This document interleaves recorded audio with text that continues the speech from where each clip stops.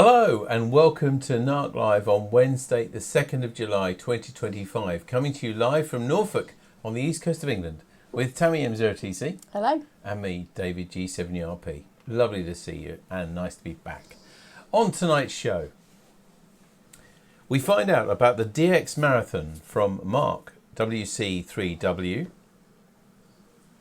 We've got the final details for Barford Radio Rally this Sunday, 6th of July.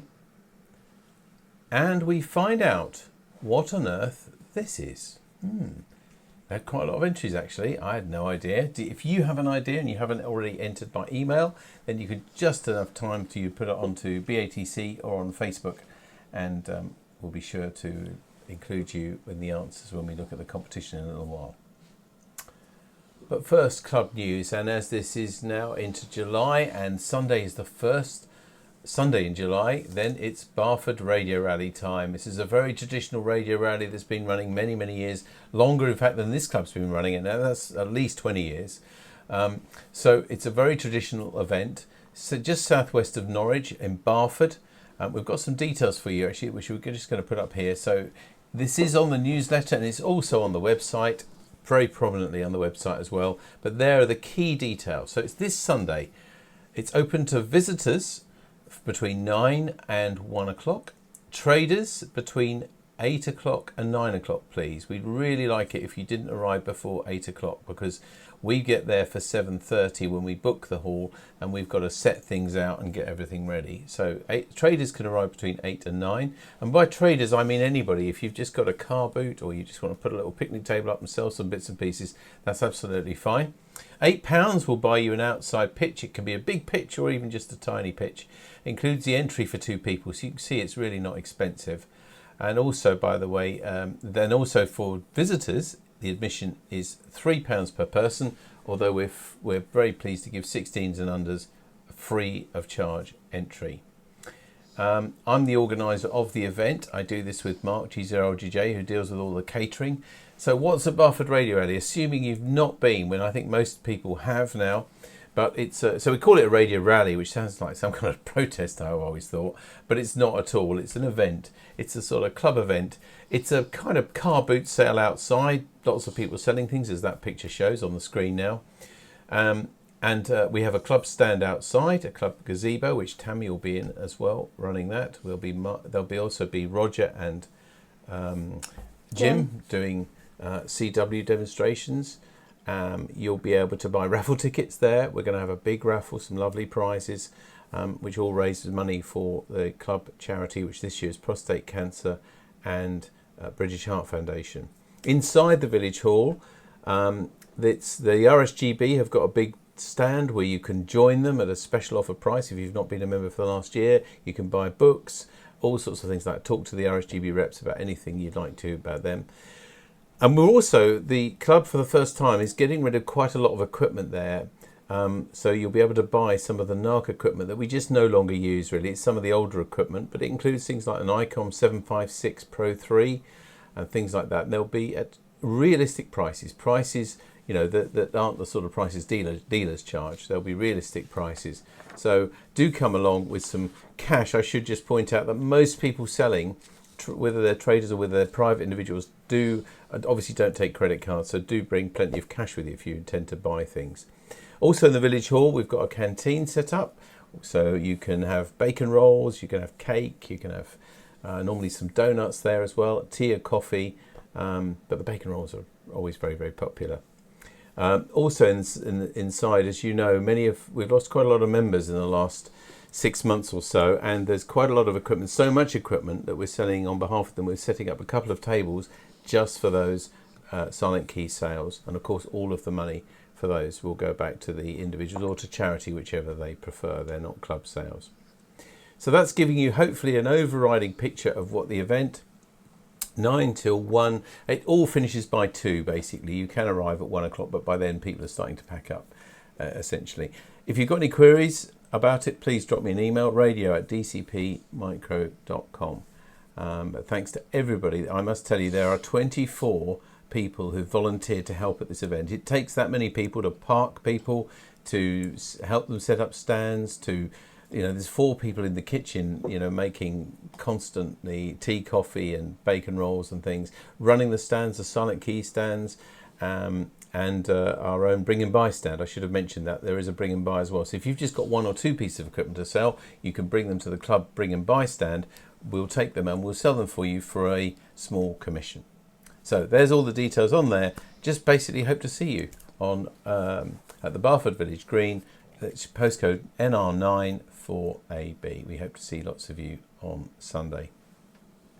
Now there's another event happening, which is something that normally is very popular. It's the National Hamfest, and it's on Friday and Saturday, the Hamfest, but we're going on the first day because that's when everybody wants to go to get any bargains. Friday 5th September. We've got a slide now we're going to put up for you, because I'm sure if you subscribe to our newsletter you'll have already received details of this, but if we can show this, Tammy, please. So this is a coach trip that we're arranging. Now you'll appreciate that organising a coach trip now is a very expensive business. The coach costs over £700 just for the coach, but hopefully at least 25 people will go, and if they do, we'll be able to run it, and the price will be £30 for everybody, and that includes an entrance wristband, which means that basically you'll be able to go instantly in as soon as you get there. There's no queuing up or anything like that. You just show your wristband and you're straight in. There's 2 pickup points near Norwich. On the east of Norwich there's a Blowfield, the coach company, Smith's Coaches. You'll be able to park your car free all day there and pick up the coach there. Or the second pickup is at Little Melton at the Village Inn, which is a little pub in Little Melton. They're kindly also allowing us to park free there all day. Now that's all the good news, I hope, but the bad news is I've been selling these now for about 2 weeks, giving out the booking forms and things, and we've only had 9 people book. Now there's no way that we can run this for 9 people. We can't even run a small coach for 9 people. So if you're waiting to hand in your booking form and pay and all that sort of thing, that's fine. But I've got to say that by the middle of July, you do need to have booked, because otherwise I can't then pay the deposit on the coach and the trip won't go ahead. So don't put it off. I've given a sort of month's notice really for everybody to book. You can also, by the way, Tammy will be on the club stand at Barford and you'll be able to fill in a form and pay the money there. Of course, if we don't run the trip, of course, everybody who's paid their £30 will be refunded. There's lots of ways of paying. You can pay online, you can pay by PayPal, and you can also pay cash in an envelope either at Barford or at a club meeting. I think I've said enough about it there, but it is really important. We're trying to run this for many people who just don't want to drive that distance. If you look at the heat of the last few days alone, there's a lot of people who just wouldn't want to do that. So please support the trip, because we can't run it unless there's a sensible number of people. We have invited all of the other clubs in Norfolk and also Lowestoft Club in Suffolk as well. We've sent specific invites. It's open to everybody. There's 2 pickup points, free parking all day, and £30 will get you the transport and get you in as well. I will just add, although it does look a bit unlikely, but if we have 36 people come, that means we go past a point where we can then give £5 back to everybody. So it might even cost you 25 quid, but we just need to get bums on seats, as they say. So please, please don't put it off. Do book it either at Barford or next Wednesday, or do it online. Drop me an email with the booking form, and then that trip will go ahead. But we do need your commitment now, please. Enough of that. I think we should get on to some members news.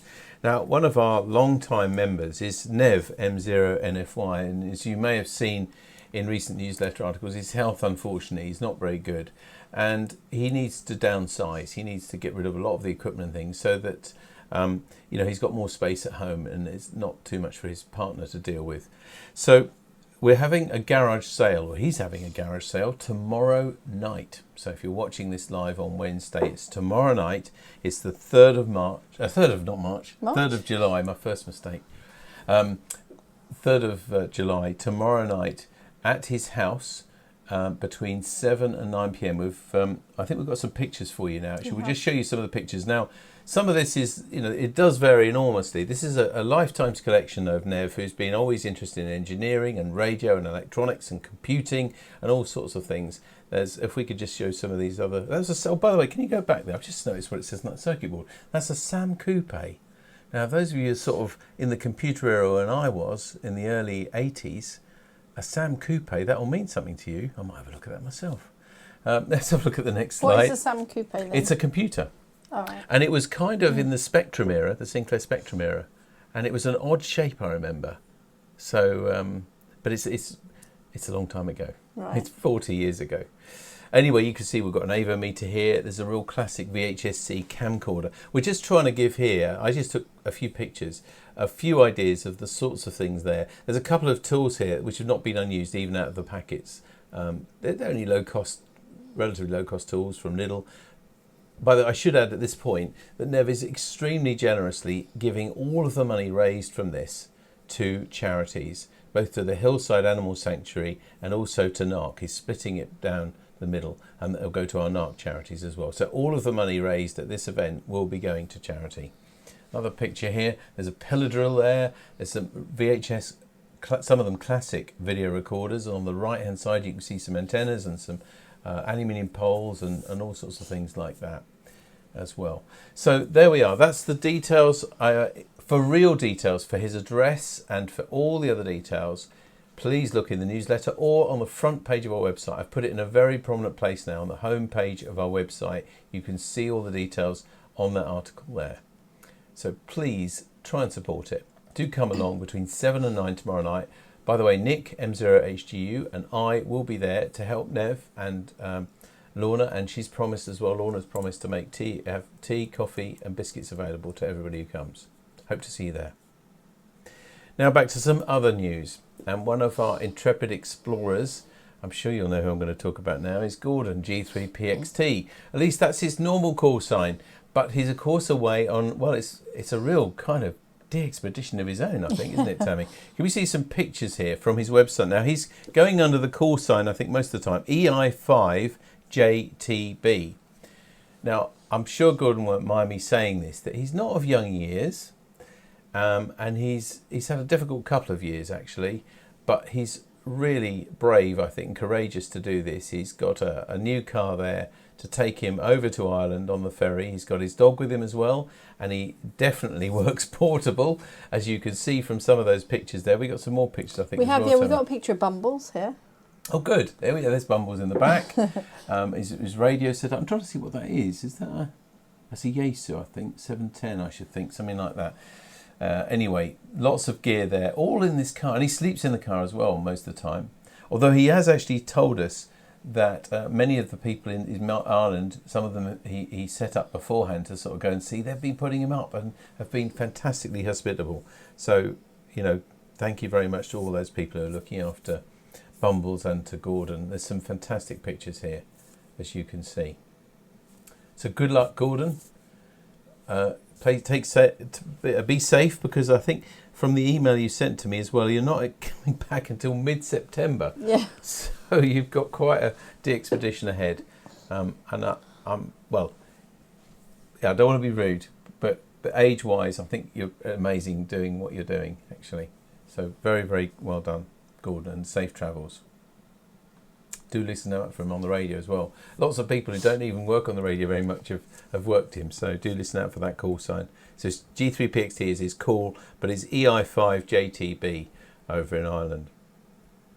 And by the way, you can find out you can see lots more pictures on the QRZ page of EJ3VP as well. Now, Bob G6PWS has sent us a couple of pictures and has kept in touch. Let's have a look at these. The first one, he says, I went to my friend's house flat in Kensington, London last week, and two very unusual pictures whilst there. Firstly, as he went to park up, a mound of earth was there.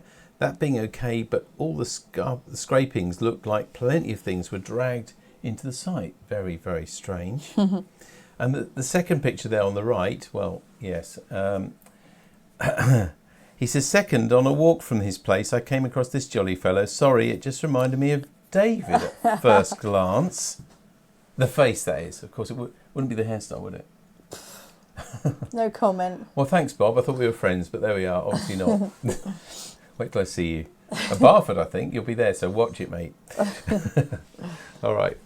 Now, we don't normally self-indulge. I hope we don't anyway. But since we always ask you to keep in touch with your stories and details of what you're doing in the weather and things, Tammy and I actually slipped away out of the country for a short break on Friday and went to France, and most specifically went to Euro Disney because Tammy has got I'm saying, a big birthday coming up in about 10 days' time. And this was my little treat to her. A bit of a surprise. I didn't tell you till last Wednesday, did I? No. Gave us time to be at the club, and then on Friday we went to France. And we're just going to show you a couple of boring holiday pictures, but maybe some Boring bit holiday interesting. pictures. So here's one. That's the classic sort of Walt Disney Studios. Our guest tonight, by the way, is from Florida, so I'm really insulting him here by showing him really what probably is second best to them. But it's a lovely place, Disney World in Paris. And this video... His little video. Yeah, do talk over this one, Tammy. So every night, just before 11, they have fireworks and things. And they're actually using drones now as well. And lots of light, lots of drones and fireworks to make this spectacular thing. They also use projection onto the castle. To project different characters. You could just see the moon. I must just point out before we lose the video as well. On the left, look of the Princess's Castle. That's the moon. It really was, and all taken on a phone, which is incredible to me when I see a picture like that. But it is wonderful, and as you say, that's the first time we've seen, I think, drones used in effects. Yeah. We've seen it on videos and on you see it on New Year's Eve and things. So you've on the not video, seen it in person. Not in person. And then there was a little bit later on, right near the end, and you could actually see them going home. And they all, you couldn't see it, I couldn't see it, no. But you could see them moving across the sky and actually all going down in unison, obviously to where their landing point was. I don't know how they keep them flying. They were flying good for 20 minutes or so, weren't they? Yeah. Anyway, we moved on to this radio, much to Tammy's annoyance. We got out of the ride at Indiana Jones, and I said, look at that radio. And I just stopped there to take this picture. And it did have a light on it that was coming on. I think I've obviously picked a bad moment to take that picture. But anyway, there we are. That's a picture from Indiana Jones ride there. So they did have radios. We couldn't get away from it all the time. But this is the most funny thing I want to share with you. Now, have you ever been installed in a ride? Because you probably know Disneyland Paris is just a big theme park with lots of rides. But I love what they say. Whether it's a translation error, I don't know. But there we are. Please wait. We'll install you in a moment. So have you ever been installed in a ride? That's my question to you. Well, you have to be installed, otherwise you'll get shaken all about. And yeah, I know, but installed, it's a little bit physical, a bit mechanical, it sounds like. Yeah. Or anyway, good fun. And it was lovely to have a little break away. Tammy, over to you. I've talked enough. Little People. Yeah, here's Little People this week. So, you know those little things that you get at tourist attractions sometimes where you spin the wheel and it makes a sound? Oh, the clicking noise? I don't know what they're actually called. But here you go. This is another useful one. A barbecue. Oh, yes. Oh, but that's a musical box, isn't it? It's a good old-fashioned musical box. Yeah. You get them, don't you, in tourist attractions I suppose you do, yeah. Or playing like the Harry Potter theme or something like that. Now this is, as you must have seen, must be hundreds of miniature calendars here. Miniature-calendar.com. It's a Japanese website, and these guys create a new image every day, and they use an everyday sort of object and make it look like something different. That's brilliant. A little musical box movement. So it used to be Swiss movements, but I guess they're probably made all over the place now. I can see Mark in the States now looking at that, and he relates to that as well. So anyway, miniature-calendar.com, a new picture every day, and Tammy picks one out for us every week. So what have you been doing? Well, you've been telling us some of those things. Please don't forget, we're back here and again in 2 weeks' time. So just send us your news, holiday snaps and things is fine. We just love to hear from you. Radio at dcpmicro.com with details of what you've been doing. Radio or not. We thought we were going to get away from radio for a few days. Thought I was going to get away from radio for a few days. There we go. All right. Miniature-calendar. No, it's not that at all. Radio at dcpmicro.com. Keep to the script, Palmer. Okay. Now, 3 weeks ago, we set a competition picture because we missed a week. Is it 4 weeks ago? Or maybe it's 4 weeks then. Anyway, we showed you this picture and said, what on earth is this? Have we had any answers, by the way? We have had one online, yep. Okay. Well, we better read that then. I had no idea. I thought it was a cooker ring, for a cooker. Yes, it looks like that, doesn't it? But we have had quite a few entries, so we better start getting through them. Online, Malcolm G3PDH says it's a mosquito repellent coil. You light it with a match. Daniel 20JNW. This week's object is a mosquito coil, a spiral of mosquito repelling incense. Paul M1AFQ says, I think it's a mozzie coil for catching mozzies. He used them in his bedroom in Australia. Steve G3EVA, I think the item this week is a mosquito and gnat repellent smoke device. You put it in a biscuit tin and light it. Oh, the biscuit tin's for what are you? I suppose to keep it safe. Well, yeah, to keep it all in there. Bruce G4KZT says, I reckon this is a mosquito repellent coil. You'll be balanced the centre on a stand, light the end, and it slowly burns down, releasing an odour which mozzies allegedly don't like. Reminds him of camping holidays with his parents years ago, he says. Tom GXQD, this week's item is a coil of slow burning material impregnated with insecticide and or insect repellent like citronella for outdoor use at gatherings, campsites, barbecues, etc. Nev M0NFY says, I love this, I was incensed that I could not work this one out. You can see the irony there. It's a citronella spirals with metal stand for indoor and outdoor use. Anti-mosquito, he says. It's, you know, when you get to this and you have so many entries, don't you feel like a bit ignorant that you just didn't know You it didn't yourself? know what it was. No. Roger EI8KN thinks it's a mosquito repellent. You light the end and it gives off fumes to deter mozzies. Donard M0KRK says it looks very much like the mosquito candles that I used in the days when we went camping. Very effective they were too. Martin G7UGB, the item is a mosquito coil. I've used a lot of these in Scotland to keep the midges away, and very successful they are too. You light the end and it smokes for a few hours. Brings back many memories of Scotland when my parents used to take us every summer camping, and my God, you needed them. They were called Moon Tiger. Is that the mossies or the coil? Don't know. Moon Tiger, okay. Mike, nearly there. Mike G8EY. From experience, I'm not convinced about the efficacy of these little spirals. However, they are slow-burning citronella smoke wicks, normally mounted on a small stand through the centre, designed to deter annoying insects, mosquitoes, etc. from invading your private spaces. And Colin M0GMK, this week's object is a mosquito coil, which when lit gives off a mosquito repellent odour. What do you think it is? So, it would it would be lovely now to say it's something completely different, wouldn't it? It's a radiant ring off a cooker. Well, yeah, it's actually, a radiant. Oh, no, that's the wrong button, isn't it? You're out of practice, I'm out of Tammy. practice. There you go. There we go. It's a mosquito repellent coil. Yes, it is. And I'll look at it when it's lit and when it's burnt down on the right hand side. Weird, That's what it looks like. It looks like little pellets then, yeah. doesn't it? Rather than, you think it would be one big ash piece, wouldn't you? Anyway, there we are. Thank you very much to Bob's G6PWS who sent us that.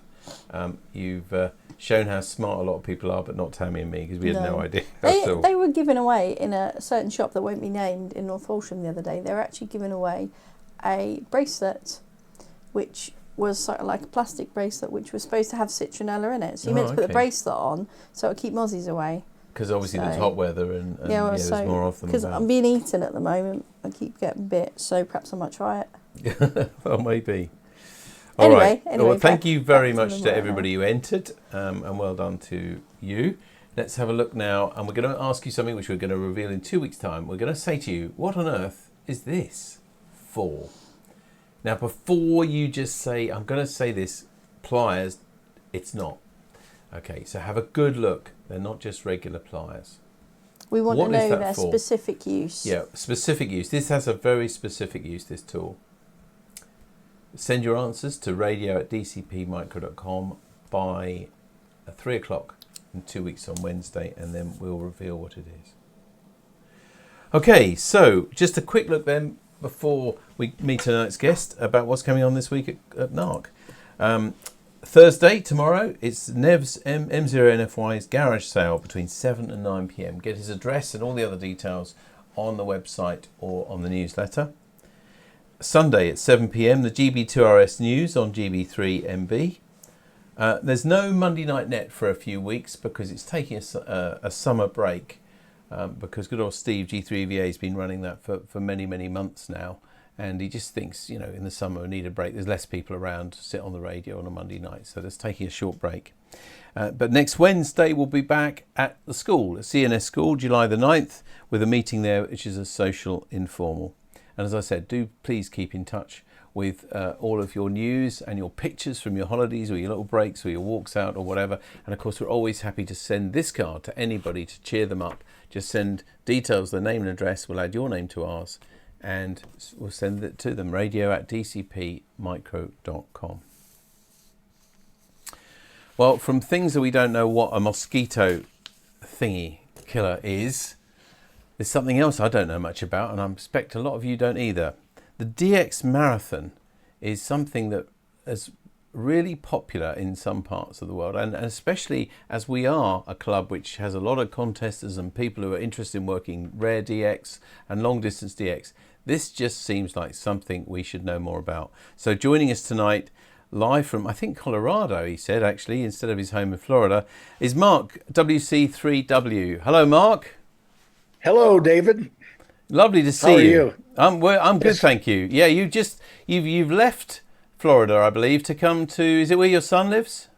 Yes, my son lives in Denver, and we're out here kind of around the 4th of July holiday.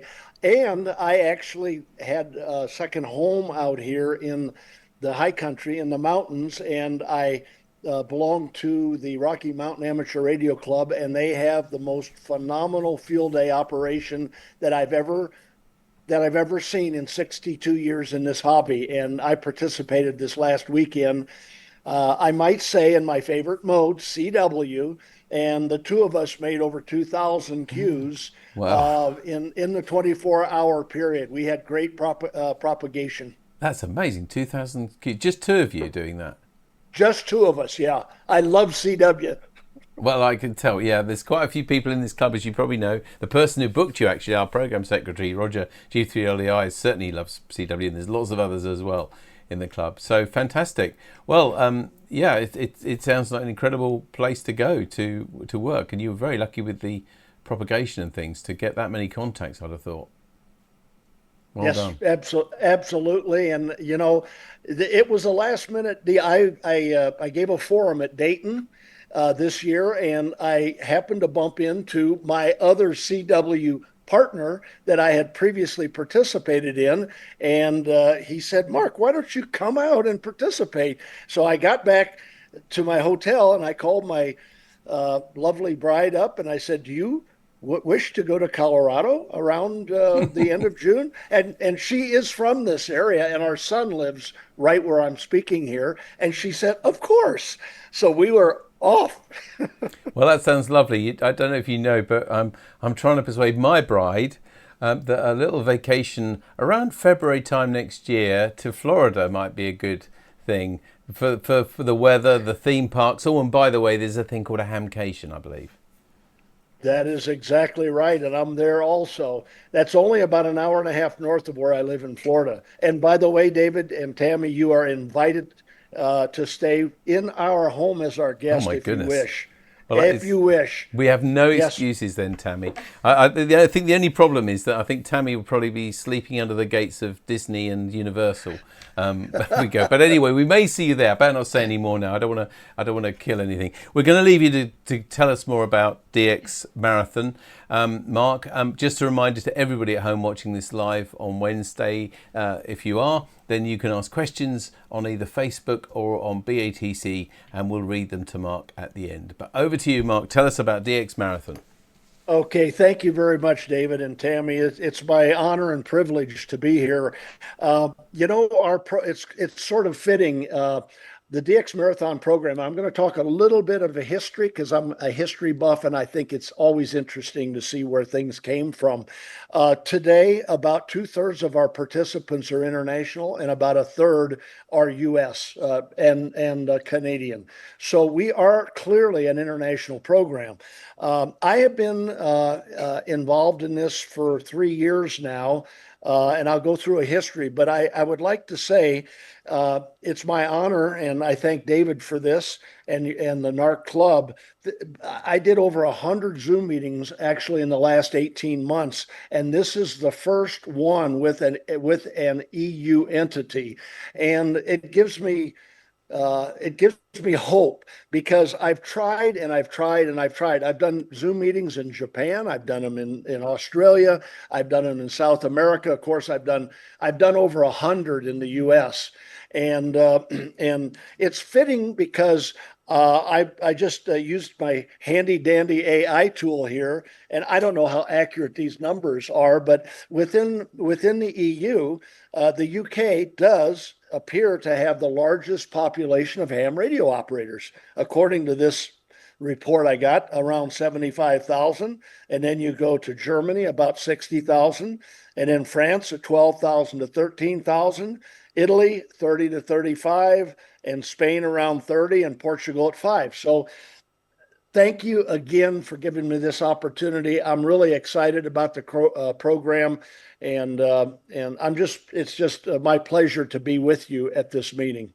So, without further ado, I'm going to start. By the way, this is very similar to the forum that I gave in Dayton to a very large audience there. I can't see you all, but I always ask the question, how many have heard of the DX Marathon? And then how many have actually participated? Okay. And then I also ask the question, how many would consider yourself as active contesters? I ask these questions because it gives me a feel for my audience, who I'm talking to, okay, and what level of understanding they have of the program. The reason I ask the contester question is I can't for the life of me understand why a contester could or should not be in the marathon program as well. They are not mutually exclusive. They are complementary, and anything that a contester does that involves working DXCC entities and zones absolutely qualify in our program. And the incremental effort, as you will soon see, to participate in our program is so simple. By the way, without further comment, I want to assure all of you that right now you are all in this program for 2025. The reason I say that is I assume that most of you are keeping logs of your contacts, of your DX contacts since January 1st. So after our presentation, you could go to our website, you could generate an ADIF file, save it from your log and upload it, and you are in the DX Marathon program. And the forthcoming reports that you will get to give you a really nice understanding of where your metric is with respect to DX will be very impressive. No cost associated with the program, no formal sign up. You just put your submission in. It is very, very, very simple. Okay, why participate at all? Why should I? I know there's a lot of things, there's a lot of activities for all hams around the world to participate. So why the DX Marathon? And I use this is a real world example. I spent my career in the power generation industry, steam turbines, gas turbines, and I worked for a fellow many, many, many years ago, and I'm an engineer by degree. He told me if something is not measurable, it is not worth doing. And I've kind of always carried this phrase around because I'm an engineer and I'm a numbers person. And even to the extent of looking at DX contacts, I think it just is suitable to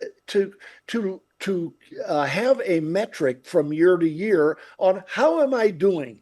How am I doing in DX? Am I getting better at it? Am I getting not so good? Am I going, am I just drifting? And so I looked and I participated 7 years in this program before I was asked to take it over. And I don't need any more plaques or certificates. I don't need any more awards. I've been in this hobby long enough that that's not why I do things. And quite frankly, I retired 7 years ago, and I'm kind of trying to build serenity into my life as well. But the reason I got into this program is it gave me a metric from year to year on how I was doing on DX. And for me, May not be for everybody, but for me, that was important. And I can say for 7 consecutive years, even in spite of cycle 24 and 25, I got better every year. My score got better every single year. And I'll kind of explain why that happened in a little bit. Okay, who is WC3W? I uh, I became a ham when I was 12 years old. I've been a ham for 62, I guess 63 years. My birthday is next week.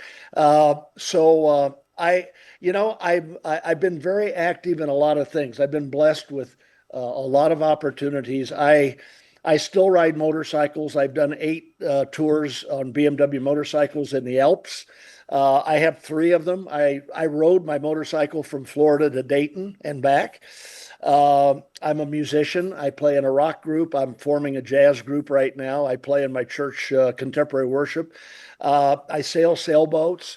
I play golf. I just do a lot of things. But, as I reflect back on my life, I look at my ham radio hobby, and many of these other hobbies have come and gone, but one that has been with me every single year has been this wonderful hobby that we're all involved in. And to that, I'm so grateful. And quite frankly, is one of the reasons why I am spending the time I'm spending in this program as a volunteer, as all of my staff is. It gives me an opportunity to give back something into this wonderful hobby that I have received such enjoyment and pleasure and thrill over the last 62 years. So that's a little bit on who I am. I became a ham radio operator when I was 12. As I said, I was dating this young lady in grade school, and she invited me over to her house. And I grew up in Peoria, Illinois, which is what we call flyover country in the U.S., Midwestern. And her father was an engineer, worked for Caterpillar Tractor, a mechanical engineer. And he took me downstairs, and he had this beautiful, beautiful Collins station. He flipped a few switches on, he sat down, and he started working DX, and hook, line, and sinker. I just said, I got to do this at 12 years old. And not only did it give me a vision to become a ham radio operator, I pretty much knew at that time I wanted to become an electrical engineer shortly thereafter. And I never wavered from that vision. And that's what I ended up doing. So anyway, that's a little bit about me. As I said, I really, really enjoy history, and I'm going to run through these really quick. But believe it or not, this program, much the same as it is today, was introduced back in 1939 by CQ Magazine's predecessor. It's called Radio Magazine. Was before I was born. They brought it out, and shortly thereafter, they shut it right back down because World War II started.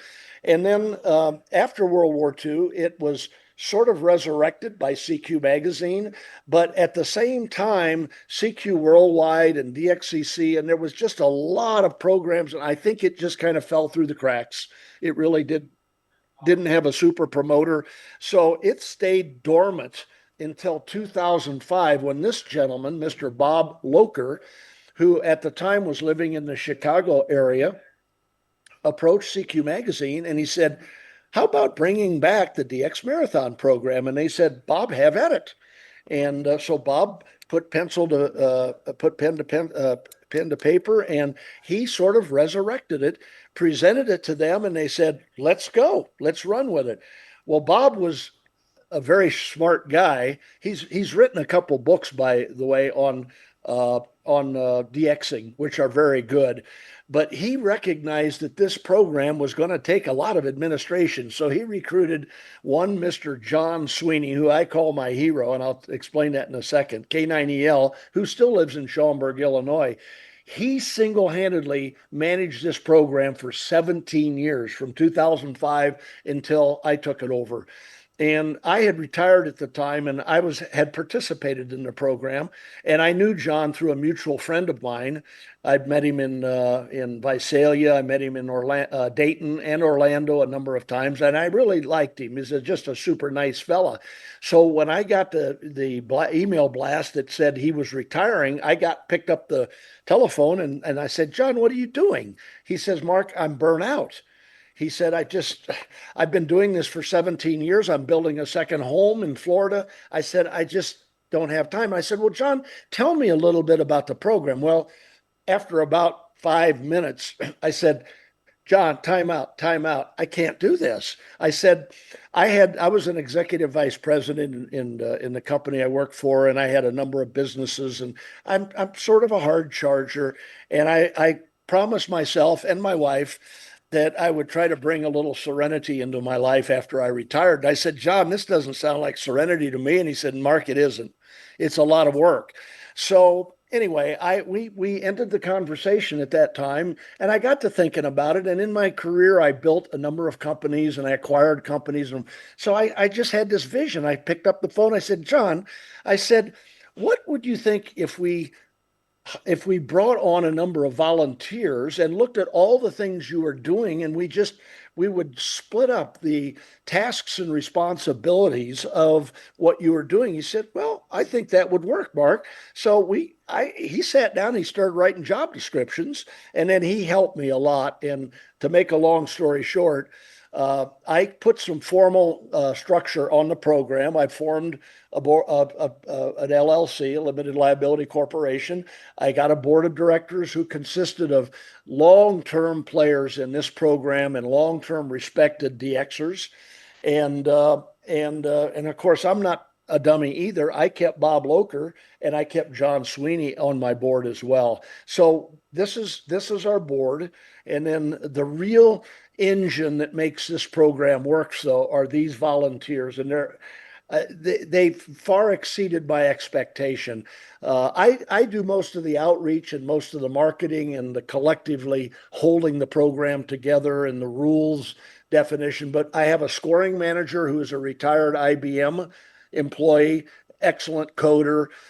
We completely redid the scoring program. I have a QC manager who helps Larry. I have Sebastian Delmont, who is a IT guy. He just got, if you read QRZ, he was just honored. He got a couple special awards for some POTA software that he developed. He developed on an iPhone, and he's brilliant. That's all I can say. He redid our web page, which you'll see in a second, and he's just a tremendous asset for the program. I have a remote station in Florida, and my partner in the remote station is John Samuels. I've known for 15 years, K2CIB. He's the communications manager. And then we have Jim Reiser, sort of, he's retired too. He's in Colorado here. But if any of you are familiar with the Big Country file, it's probably the most accurate DX database in the world today. So he's also an advisor to us. This is just a wonderful, wonderful group. Okay, let's get on to the program now. What is the DX Marathon program? Notice I call it a program. It's not a contest. It's a program, and I'll explain that in a little bit. One of the things it's the fastest growing DX program in the world today. In just 3 years, which is about the time that I had taken over the program, we grew 1 year at 46%. We grew the second year at 50%, and the third year a little bit slower. But we've literally doubled in size in just 3 years. And my vision, I have a vision and a mission statement. My vision is to continue doubling. We've got the infrastructure to handle a much larger program right now. It is indeed the fastest growing ham radio DX program today. Okay, my biggest challenge, as I expressed a little frustration early, is I got to get the word out, okay? And I don't know a whole lot of ways to do that. We've got Group IO, a reflector site. I've got a Facebook page, and I got this wonderful tool called Zoom. I like face-to-face. I can't travel all over the world, but like I used to do when it was on expense account. But that's my greatest challenge. So again, I thank David for inviting me in here, because this has given me an opportunity to reach out. And I really have targeted areas that I'm going after because they are underrepresented in the program. EU is underrepresented by and large when I look at the total number of hams. Japan is horribly, horribly underrepresented related. They have almost 500,000 hams in Japan, and I have a half a dozen participants. So I'm working with JARL there. I even did an AI generated personal lip sync, description of the program in Japanese, where I'm speaking Japanese. I'm trying to be creative, and but anyway, I have targeted areas, but EU is a targeted area to try to increase participation. Okay, what is this thing? It's an annual DXCC WAZ chase. It starts on January 1st and it ends on December 31st. And what the participant does is they just keep track of the DXCC entities, and I'll explain what we add a few. We add the EU entities to the 340 US DXCC entities or ARRL entities and the 40 DXCC zones. It's very simple. You get 1 point for every one of the DXCC entities that you work, and you get 1 point for every zone. And your total score at the end of the year is added up. It's an excuse to get on the air and work DX. I think the reason why I had 7 consecutive years of improvement was because I was trying to better, self-betterment. I was trying to do better each year. You can compete in this program, or you can simply, for those that don't like the heat of competition, you can just use it as a metric. Okay? There's no complicated rules. There's no confirmations required. There's no LOTW. There's no QSL. It's an honesty program is what it is. And that's why I keep saying the program is so simple. You log your DX, you upload them on your submissions. I'm going to explain that in a second. You get reports back. You can upload as many times as you want during the year, and it just gives you a metric of how you're doing.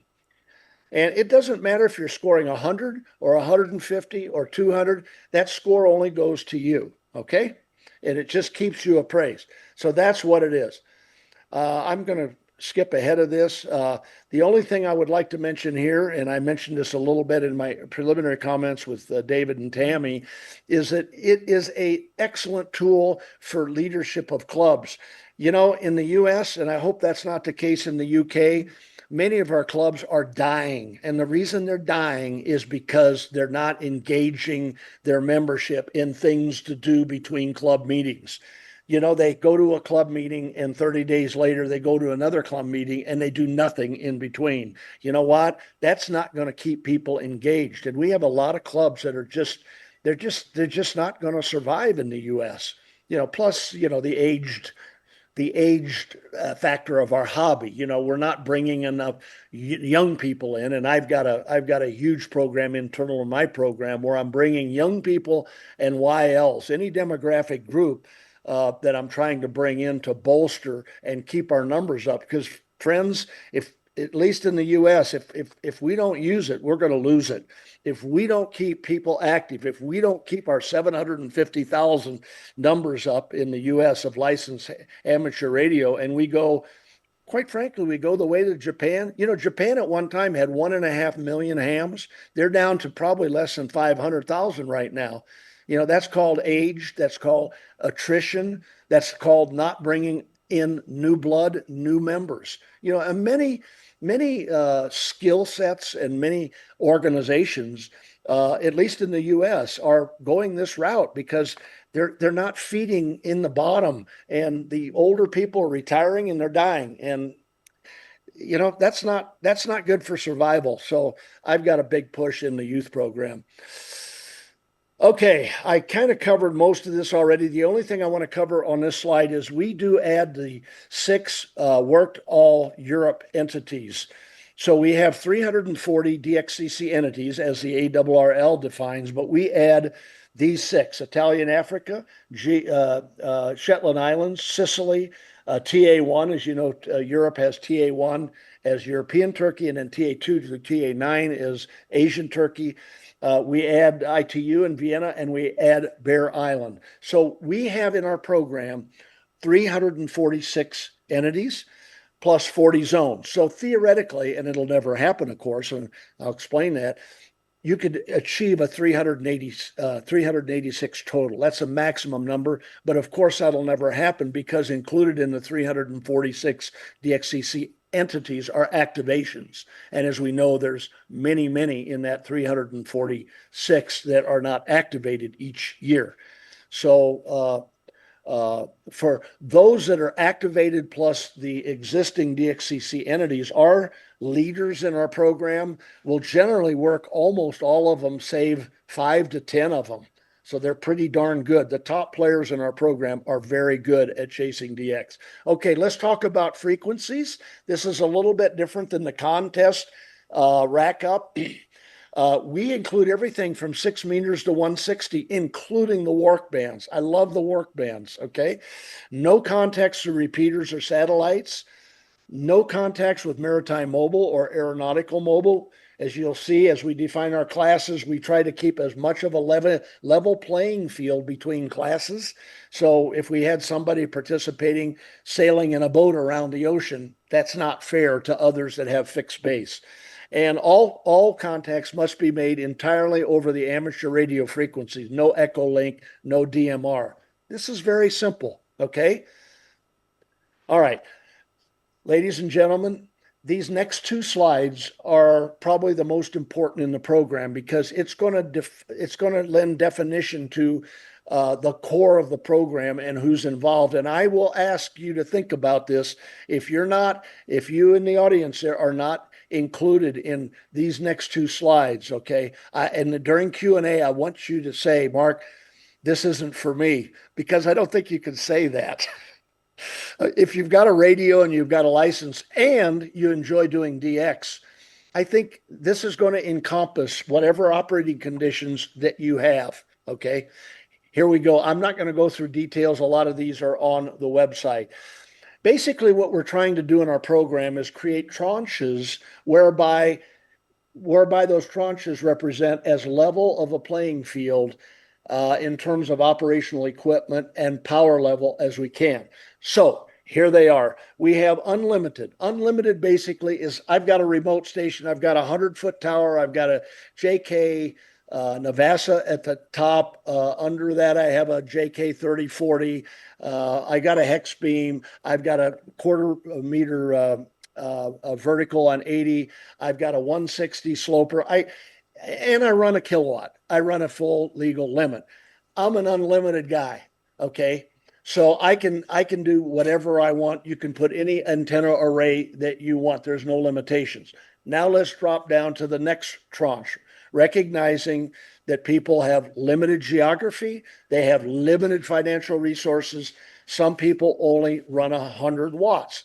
The limited class are for those people. We include a Yagi beam with certain restrictions. I'm not going to go through these right now, but you can see a limited boom length and a limited height. That defines the limited class. Now let's go down to the tranche where I truly, in my heart, out of the 3 million hams in the world, I would venture to say that 60, maybe even 70% fit in this area. You know, they don't have the land, they don't have the financial resources. They're running 100 watts. They don't have a gain antenna. They've got a vertical or they got a long wire. Okay. If that's you, you're in the formula class.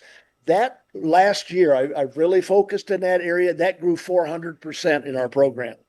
Okay. It outstripped the other classes, and which, you know, I think you can do the bell-shaped curve and the 2 sigma plus or minus.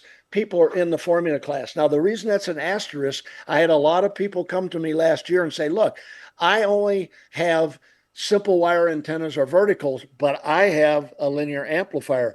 So what I did is I found a sponsor, and so we have created a subclass which includes full legal limit with those antenna restrictions. That's why the asterisk is there. Same way with QRP. Believe it or not, at least in the US, we have a growing QRP population here. I don't know how people do QRP. I don't personally have the patience to run 5 watts. Anyway, it's like me doing 6 meters. I'm not a patient kind of guy, and it drives me nuts, you know. but anyway, we have a growing class, and the reason is there's a star. I had some antenna restrictions on. I'm keeping that class, but one of the presidents of one of the QRP organizations came to me, Mark, said, I really got a lot of people that have put some pretty sophisticated antennas up. And he said, I'll sponsor a plaque. I'll sponsor a plaque for a second QRP class. So now we have basically an unlimited antenna configuration running 5 watts. Okay, hold that thought for a second. I'm pretty sure I've touched most of you in this area. Now, the second slide is a participant, I call it a participant preference. What do you like to do? Where do you like to play when you do your DX? Now, if you're like me, as you might have guessed, I like all bands. I like all modes. I love CW, but I'll be caught on FT8. I'll be caught on sideband. So I enter, and I don't enter now, of course, but when I was in the program, I entered all bands and all modes. That's me. However, not everybody thinks like I do. Some people, I have one of my best friends, just turned 90 years old down in Florida. You say FT8 in a room, and he's an old guy, but he's very he's very strongly opinionated, and that's not ham radio. That's not ham radio. So anyway, he was in the program in 2019. Of course, he entered in CW mode only. If that's what you want to do, that's fine. By the way, we have people that enter in digital only. FT8, FT4, RIDI, whatever. We have people, there's a guy in South Florida that enters sideband only. That's all he does. That's okay. So you can enter in what you like to do in terms of mode, or if you like a particular band, okay, and you don't have to declare this until the end of the year, and you can change from one year to next. There's a guy I know very well in our program. One year he'll do 15 meter only. Next year he'll do 10. Next year he'll do 12. Next year he'll do 17. So you can declare a single band only if that's what you want to do, and try it. And by the way, you can see how you're doing because we have all the records of all the past 20 years on our website to see how you're doing, to see, am I doing okay here? Do I really want to do this, or do I want to open it up and work all bands and all modes? Anyway, so that's basically what I'm going to say. I hope I've touched everybody on these 2 slides. Okay, this is a quick snap of our website. We completely redesigned it. I'm not going to go through any of this. I have my own page here that I write. I maintain this, by the way. I have an excellent teacher, KI2D, who taught me how to get into GitLab and change things. So I do most of the maintenance of the website, but we have so in the resources tab here, and I encourage you, it's www.dxmarathon.com. I encourage you to go in and look at the resources we have, because whether you're in the program or not, you'll find them helpful. We spot pirates. We spot all the calls currently operating in Antarctica right now. What we try to do is this program really is trying to make all of our participants better DXers. And that's, to be a DXer, you got to do more than just think you work somebody and put it in the log. We believe to be a consummate DXer, you've got to verify that was a real entity, that he declared the proper zone, and you just didn't copy it off of QRZ, because I can tell you right now from personal experience, 1% of the QRZ information as it relates to prefixes and zones is wrong. Okay. And if you submit a wrong error in our program, you don't get thrown out. You just get a 1-point deduct. Okay. So, and that doesn't sound much, but I can tell you in these classes that I just showed you, probably the top 10 or 12 people are separated by 3 points. So 1 point is big to those people, okay? But what we're trying to do is make you a consummate DXer. Verify who you work. Make sure you've copied the call right. Make sure you've logged it right. Make sure you haven't worked a pirate, okay? That's a complete and consummate DXer. It's just not working a station, putting in the log and saying, we worked them. So our program has an objective to make people good. This is the resource page. Again, I'm going to skip through here. Let me tell you what it takes to submit. Okay, listen very carefully here. Okay, I mentioned a little bit earlier.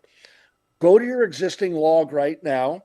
I use DX Labs, but there's Ham Radio Deluxe, there's N1MM, there's probably 15 or 20 out there. I would venture to say, by the way, if you do paper logs, and we have a way to handle it. I won't go through it now. We can handle it if you do paper logs. But most of you probably are using a digital logging system. My guess is most of these people will enable you to generate an ADIF file. So generate your ADIF file right after this meeting or tomorrow.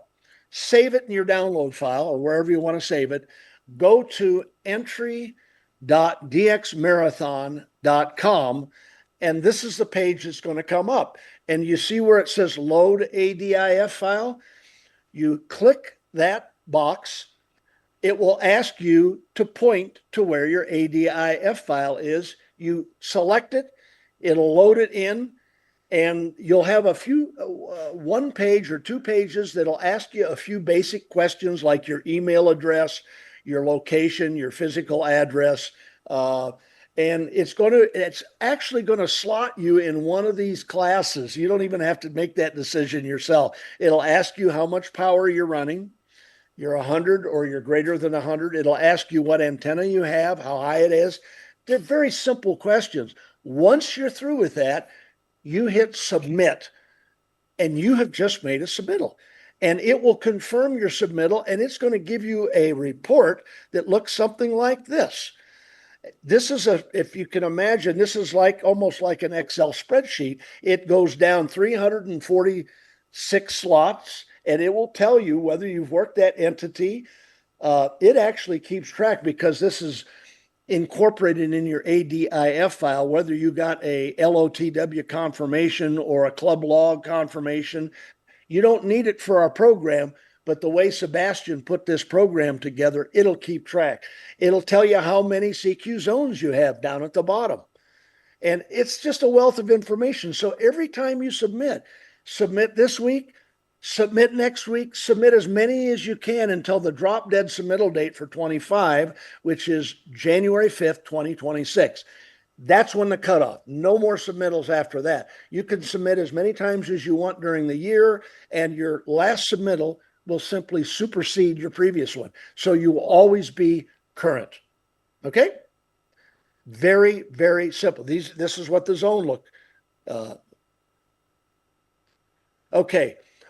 I'm going to say one brief word here. We operate the program on an honesty system, and 99% of our participants are honest.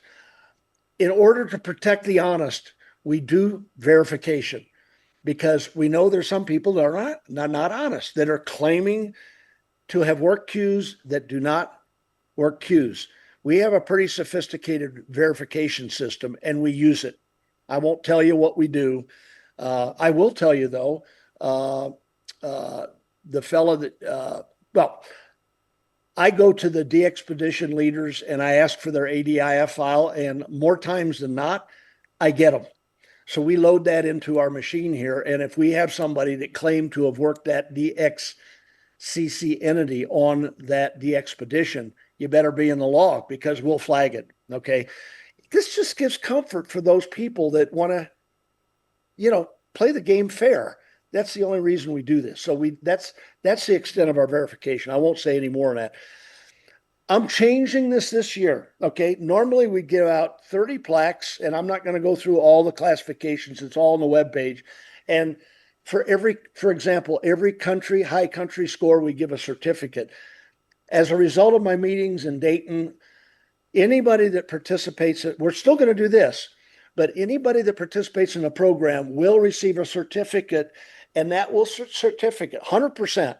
That certificate is something that you will get electronically, and it will list your accomplishments. For example, if you happen to be number 3 in the UK, it will say the number of points you got, which placed you number 3 in the UK. Or if you're number 6 in EU, it will have that metric on there. So you can take that, you can frame it, You can put it up to your QRZ page, but the point here is that everybody is going to get a certificate. That's different than what we did in previous years. Okay. This is just, they're beautiful plaques. This is Pia, who's a wonderful young lady. She's been a ham. She's 16 now, DL7PIA, lives in the Black Forest region. I have a youth program. She won the youth 2 years in a row. She's fantastic. I have a YL program. This is Ann in the western coast of Florida. She won the top scoring YL. I give certificates to the top YL in every continent. By the way, I give certificates to the top youth in every continent. And here's Serge. He is the winner of the highest score in Europe in 2024, R6YY. He's been a participant in DX Marathon many, many years. And lo and behold, we got Fred here, who is #1 in the world, 6-meter band. He loves 6 meters, #1 in the world. And there are people that love 60 meters. Here's HA5WA, who won #1 in the world in 60 meters last year, 2024. This is a copy of the certificate. We're going to change the design a little bit, but here is LY5W, who was #1 in the country category in Lithuania. We give a certificate for the high score in every single country in the world that has a participant that achieves a certain minimum score. Okay? So we truly believe in recognition in the program because, hey, this is fun. And people who work at this, I know a lot of our participants work very hard at this. They deserve to be recognized. So we really believe in that in our program. I believed it in my work career as well. We all know about 25. By the way, David says he knows Frank, W3LPL. He's a good friend of mine. Frank pretty much has confirmed that cycle 25 peaked in the summer of 24. It's still very good right now, but we're starting rolling off. It's going to be good for a number of years yet, but it peaked in 25. You know, with this program, what's neat about it, does it encourage participation? I would say most definitely, because we all love to work DX. But does it discourage? I don't think so, because even in lower sunspot activities where propagation isn't quite as good as it's been in 25, everybody's on the same playing field. Everybody. So you're kind of comparing yourself against everybody given the same propagation. That's not a bad thing. Okay. So as I mentioned, high scores. There's 346 entities, 386 theoretical. In 23, you can see the number of countries and the number of activations total 296 plus the 40 zones. So the highest perfect score would have been 336. Our winner achieved 329. So they only missed 7, which is pretty good. In 2024, believe it or not, we had 10 fewer activations. So the 286 versus the 296 plus the 40 zones is 326. Our high score was 318. They missed 8. So this is very typical. Our top performers in the various classes, obviously unlimited being the strongest because of the operating conditions, the high mass and the linears and everything else generally score a little bit higher. But this, I write an annual article. If you go to the web, there'll be a link to this. It really summarizes everything that happened in 2024. Okay, I do this in June, and here's the results. I want to point out just a couple things here. Look at the overall error rate. These are people that work pirates or have wrong entries in their calls. They wrote down a 0 instead of an O, for example. It's about 2.8%, but out of our total, it's about 95, almost 10,000 Qs out of the total of 338,000 Qs. So wrong zones. I mentioned QRZ. I mean, you know why QRZ, the zones are wrong is because the operators put in the zones manually. That's not automatically done from the grid squares. Okay. And some people don't know what zone they're in, or they flip flop the ITU zone and the CQ zone. They flip flop it. So if your logging program goes into the CQ field and picks that zone and it's wrong, guess what? You got a wrong zone entry and that costs you that zone. So you want to check it. I've got a beautiful EU program. I can't remember the name of it right now. The grid squares on QRZ are extremely accurate. You can take the grid squares and put it in this free program, and with 99.9% accuracy, it will define the correct zone. And sometimes it'll be different. 1% of the time, it'll be different than QRZ. I know that because I put my log past the 81C country code, which is near perfect. Okay.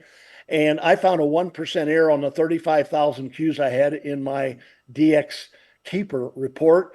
That's over 3,000 errors. I went back and manually changed every one of them because I wanted a perfect log. And so I can confirm that. And I've had a couple other hams do that too. Okay, enough on that. Obviously, right now, the U.S. is the highest participating continent, followed by South America. Brazil is extremely active in our program. Okay, and Oceania is third, and then Europe is fourth. That's why I want to, with the number of hams in Europe, I want to pump those numbers up. Europe should be higher than where they are right now in terms of participation. Real quickly, this is anytime you achieve a 300 score in our program, you're doing extreme. You're probably in the top 1 percentile group, but you can see what happened in 2023. We had almost, in previous years, 2023, that's cycle 25.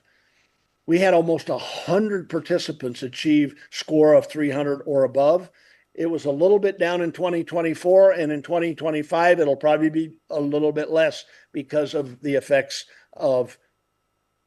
Okay, I'm wrapping it up here. We're doing something completely different, which will also give new participants an opportunity to try out our program. We're actually going to have a 10-day sprint in October 17th. It's going to wrap it around the DX, the ARRL DX SSB contest. Okay. If you're in the contest, as I said earlier, you can claim any new DXCC entity or zone as worked in our program. Okay. And we're just going to try it. We're going to try it. I'm really going after the contesters here because I don't have as high a participation with contesters as I would like.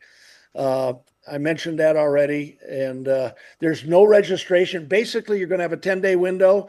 You work as many DXCC entities as zones as you can. No registration required. The entry will be the same way as I just explained to you, and it's wrapped around the CQ. And I'm going to issue 100% certificates if you participate in that, and details to follow.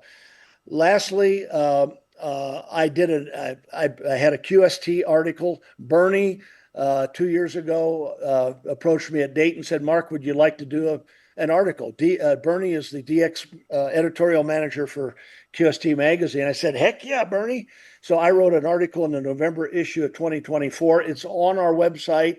I also used AI. I can't believe I figured this one out, but I put that article in and it generated a podcast of two people talking, and that's on it too. It's pretty incredible. I'll wind up by saying Paula is in the Northern Illinois DX Association group, and she said, for me, the marathon is a great incentive to get on the air and work DX, even though I already have all entities confirmed. She's on a roll and have too many other fun activities to make a competitive effort. I'm very happy running my own race, see if I can improve my results, add some challenge band countries and digital contacts along the way, turn in a decent effort to support my local DX club score, and keep the station running in top condition. I salute those of you who dedicate the time needed to compete for the awards. Why do you participate in the marathon? Good luck to all in 2025. Again, I emphasize the club participation.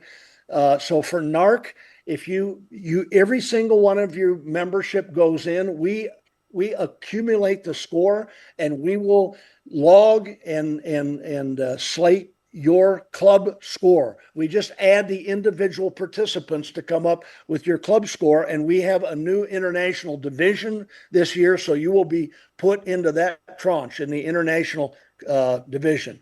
And David, that's it. I'm sorry I went a little bit longer. Not a problem at all, Mark. Lovely. Thank you very much indeed. We now know what the DX Marathon is as well. So it's a great look forward. So if you have any questions or queries, I know there's a lot to take in there, but if you're watching this at home and you have any questions or queries for Mark, then please enter them immediately on BATC or Facebook and I'll relay them to him. It does occur to me that as well as for committed contesters, of which, by the way, we have a lot in our club, although a lot of their effort, I think, does go on what we call the club championships, or the CCs, which is an RSGB organised club contest. But it does occur to me that this might be good for newcomers, relative newcomers to the hobby, because you're not expecting, in fact, you don't want people with large antenna arrays, or especially running lots of power. Absolutely, David. It's a fantastic tool for newcomers or for youth in programs, because just for that reason, they have relatively simple station setups, but it allows them to participate. And the youth, for some reason, they love FT8. I've kind of noticed that, and I was at the youth forum in Dayton, and a lot of them just love the FT8. So they can enter youth, and they can enter FT8 and just have a ball. Yeah, I think we've got to embrace these. Because I know that FT8 is a bit particularly contentious because of what it does and how it relies heavily on computer power and stuff like that. But nevertheless, especially as we're now, as you said, coming out of cycle 25, probably we're going to have worse conditions in the next few years. So it's probably quite important to embrace it, isn't it? Absolutely. And also interested on all the certificates. I mean, you seem to be quite generous with certificates. You don't, from what I saw on there, you don't seem to have to do too much to be able to gain a really nice award. Absolutely, and I put that in the hands of our genius, KI2D. These will all be machined. The computation, the metrics will be machine handled and issued as PDFs, very high quality PDFs, and automatically sent to the recipient, to the participant at their registered email address. And a lot of the contests do this already. The CQ Worldwides on SSB and CW and digital already do this. So it's not high tech technology, but you've got to have the know-how to be able to do that. And with Sebastian, we know how to do that now. So I'm really excited about it. I had a fella at Dayton tell me, because I asked him, I said, how can we make our program? He was actually very active in the DXC,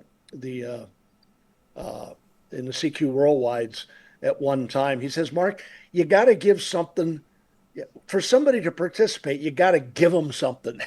And I said, oh, I get it. And he suggested this to me. He says, Mark, every participant should get a certificate simplifying that they participated and what they did, what they did in the program, and that's why there will be 3 metrics to every participant.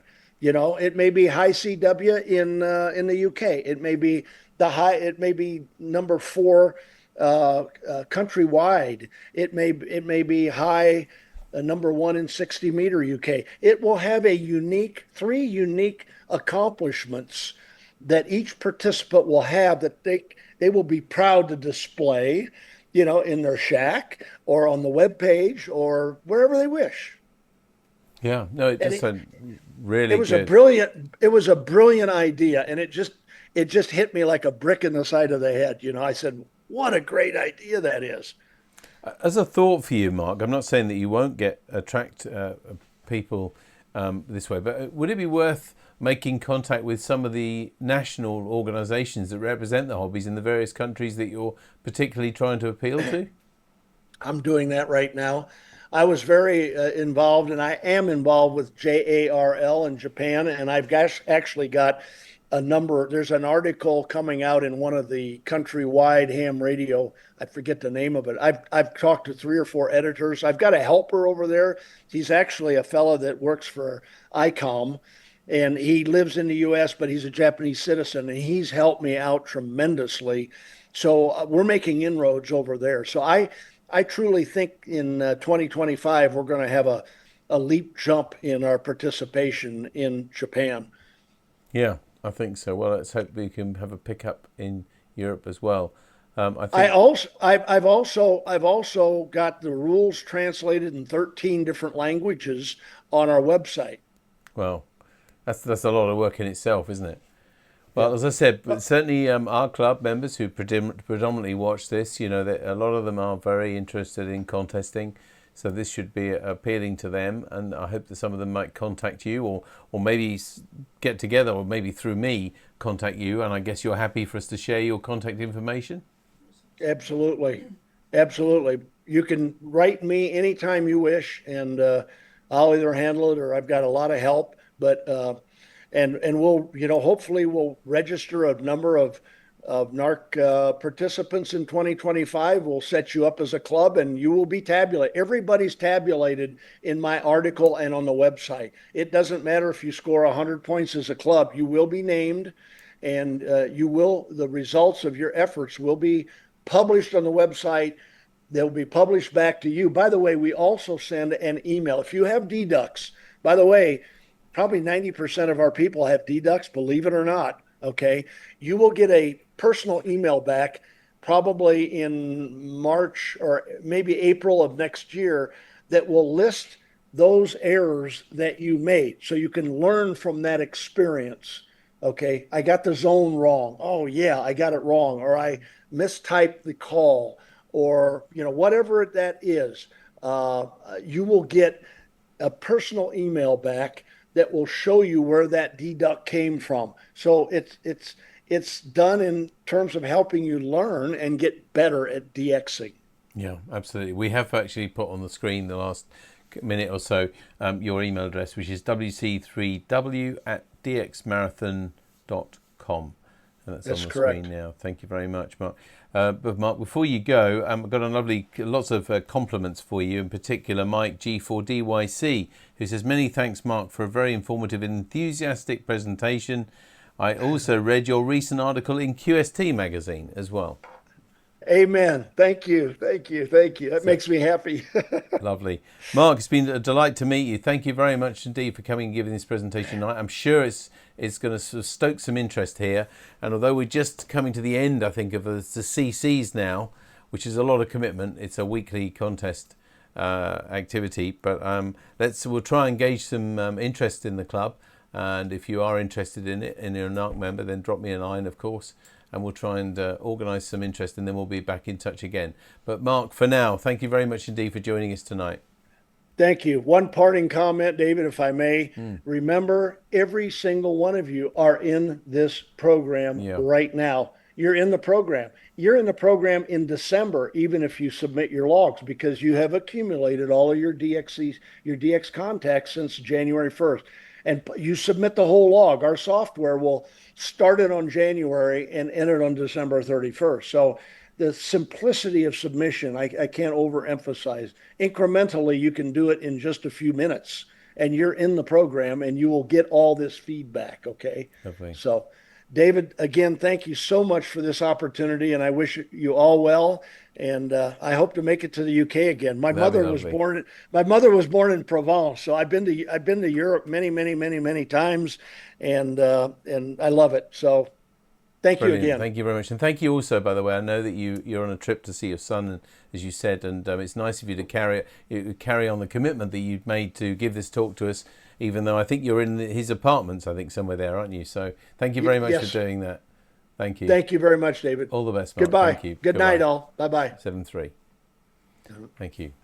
There we are. That's Mark, W3W. Thanks very much to him for a great presentation. So especially as he changed his plans and was travelling, but he said he'd still be able to do it, which is brilliant. So that's almost it for NARC Live this week. Thanks again to Mark, and also just to go over what's happening in this coming week in NARC. Tomorrow night, Thursday night, remember, it's Nev M0NFY's garage sale between 7 and 9 p.m. His address and all the other details that you need to know are on our website and on the newsletter that went out earlier today. On Sunday at 7 p.m, it's the GB2RS News on GB3MB. Monday night, the Monday Night Net is actually taking a summer break. I'm not going to keep telling you that every week, but it is on a break, so don't expect to hear that net there. But of course, there's nothing stopping you if you want to run one to doing that on a Monday night, of course. But it will be return, I'm sure, in the autumn. And then next Wednesday, a week from tonight, July the 9th, we'll be meeting at CNS between the usual 7 and 9:30 for a social, informal, and no doubt a washdown of what happened on Sunday. I should have mentioned, of course, Sunday we've got the Barford Rally, which I mentioned enough earlier on. But I'm sure you haven't forgotten that's the 6th of July. So we hope to see lots of you then. Tammy and I will be there. And of course lots of other people as well. Don't forget to keep in touch with your pictures. And if you'd like to send one of the cards, we're always pleased to do it. So we'll see you again here in 2 weeks, or either at Barford on Sunday. I'll see you also tomorrow night at Nev's garage sale if you're making that. Otherwise, we'll see you at the school next Wednesday night. Thanks a lot for joining us. We look forward to seeing you soon. But from now, from Tammy, M0TC. Bye-bye. And from me, David, G7ERP. Take care of yourselves. Look after each other. Bye-bye.